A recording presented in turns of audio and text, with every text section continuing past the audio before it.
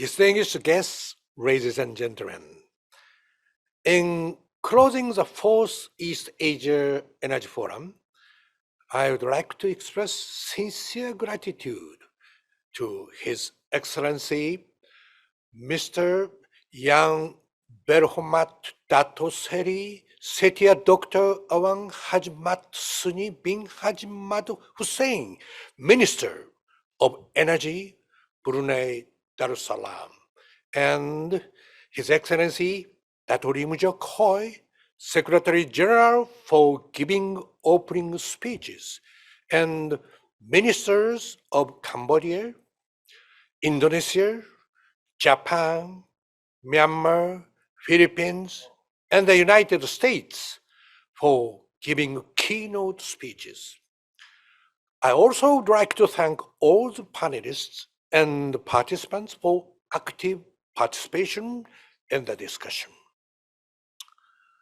Availability, accessibility, and affordability of energy supply is the most fundamental requirement for ASEAN member states in their energy policy planning and implementation.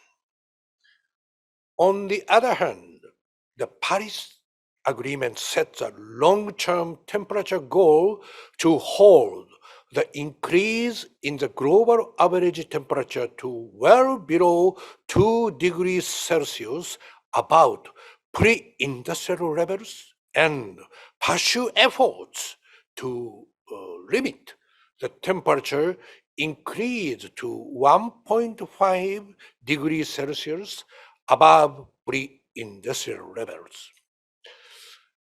In order to achieve the long-term temperature goal, parties to the Paris Agreement aim to reach global peaking of greenhouse gas emissions as soon as possible, and to undertake rapid reductions thereafter so as to achieve a balance between anthropogenic emissions by sources and removals by sinks of greenhouse gases, namely carbon neutrality.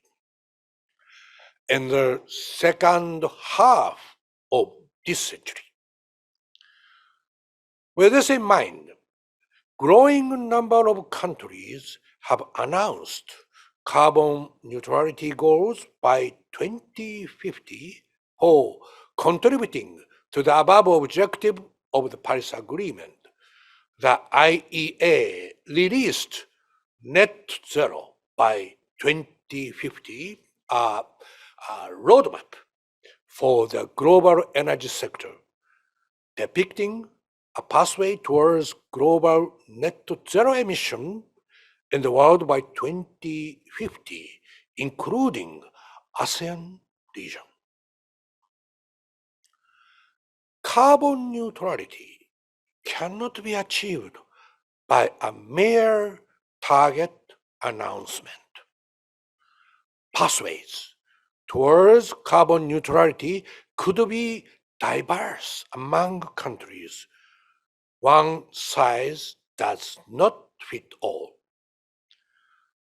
Having said that, the parties to the Paris Agreement, ASEAN countries, need to pursue low carbon energy transition pathways aiming at carbon neutrality in the second half of this century, taking into account each country's specific national circumstances and ensuring other policy objectives, namely availability, accessibility, and affordability.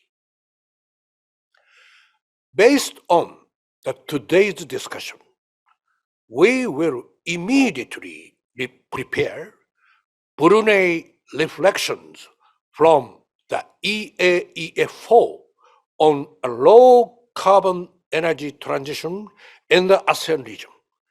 Key policy messages to be included are as follows.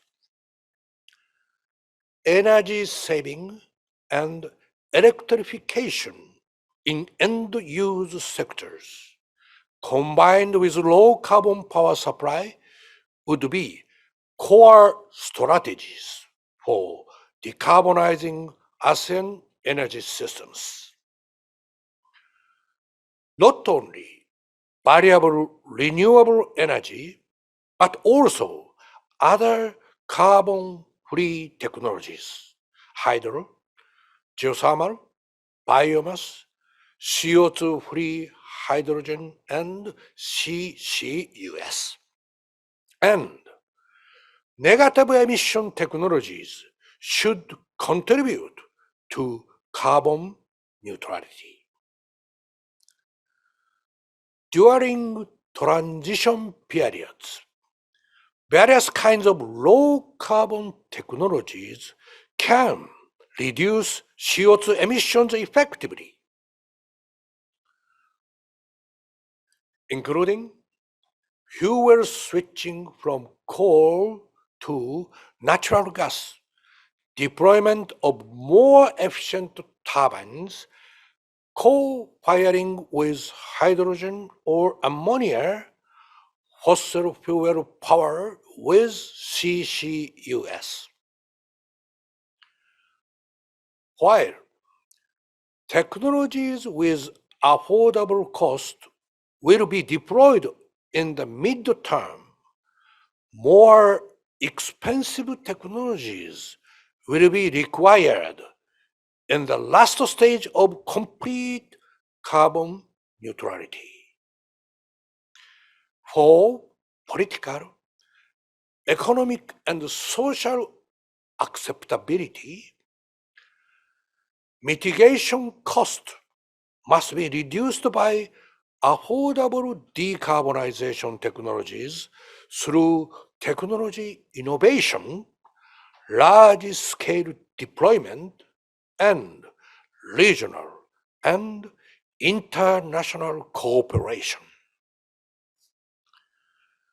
I understand most ASEAN countries are in the process of considering their own strategies, contributing to the ultimate objectives of the Paris Agreement.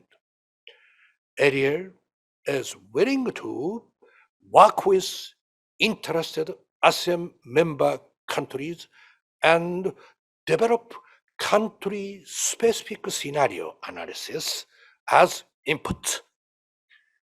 Thank you very much again for joining us today.